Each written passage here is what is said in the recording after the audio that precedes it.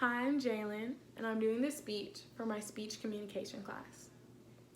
Before I address my topic, I'd like to highlight a woman of importance, Dr. Rebecca Lee Crumpler.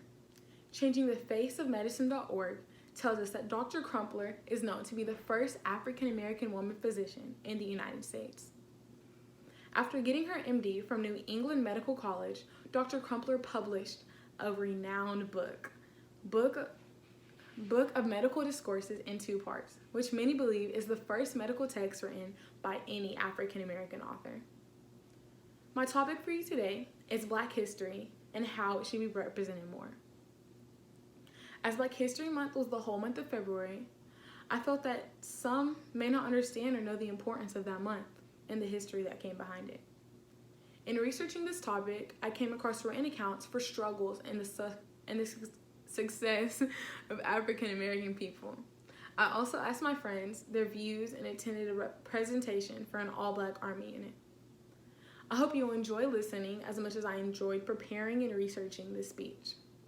My purpose today is to inform you of Black history's representation and to persuade you to be more proactive in putting that history out.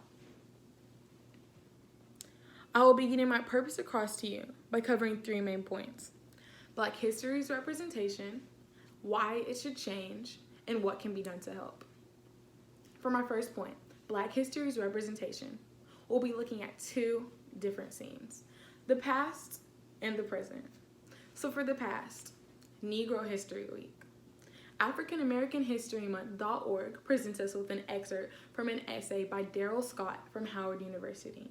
He wrote this essay for the Association for the Study of African American Life and History.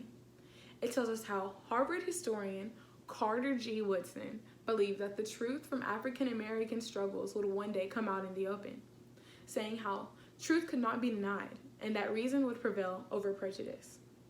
His hopes were to raise the awareness of African Americans' contributions to civilization.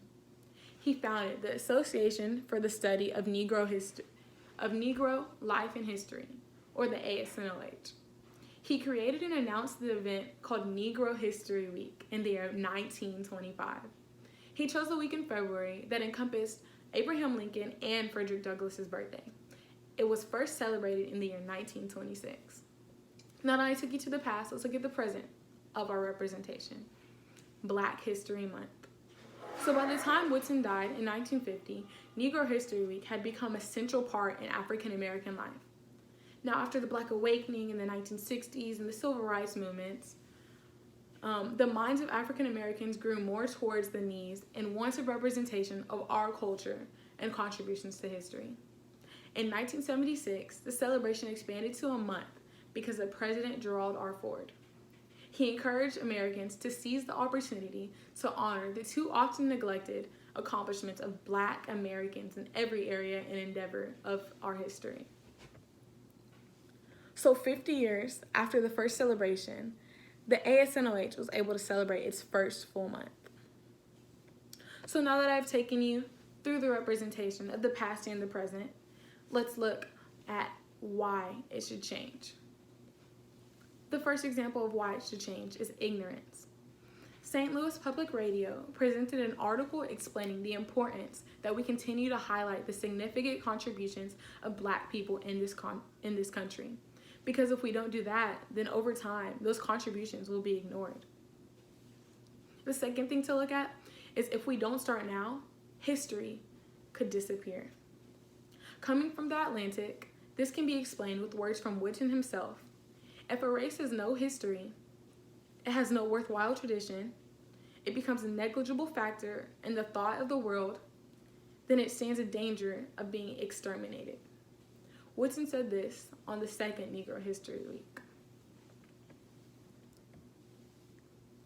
Since I have just covered the representation and why it should change, let's look at what can be done to help. For one, we should dig in and research more. A Reader's Digest article by Dawn Porter evaluates what can be done with Black history and American history. She explains how we should challenge our educators and ourselves to consistently search and share stories and facts that expand our understanding of history, including all who contributed to it. Next, we should acknowledging that America is a multicultural society and that accomplishments and contributions of people who are not white are real, substantial, and important is proof that American ideals so many of us profess to value are real. So today I have introduced you to the topic of Black history and its representation. I did this by covering 3 main points. The first one was representation, the past and the present. The second one was why it should change. The third one is what can be done to help. I hope with this knowledge from my speech, you are able to see why Black history should continue to be acknowledged not only through a month, but more in the teaching of American history. I'd like to end with a quote I feel represents the topic of representation very well.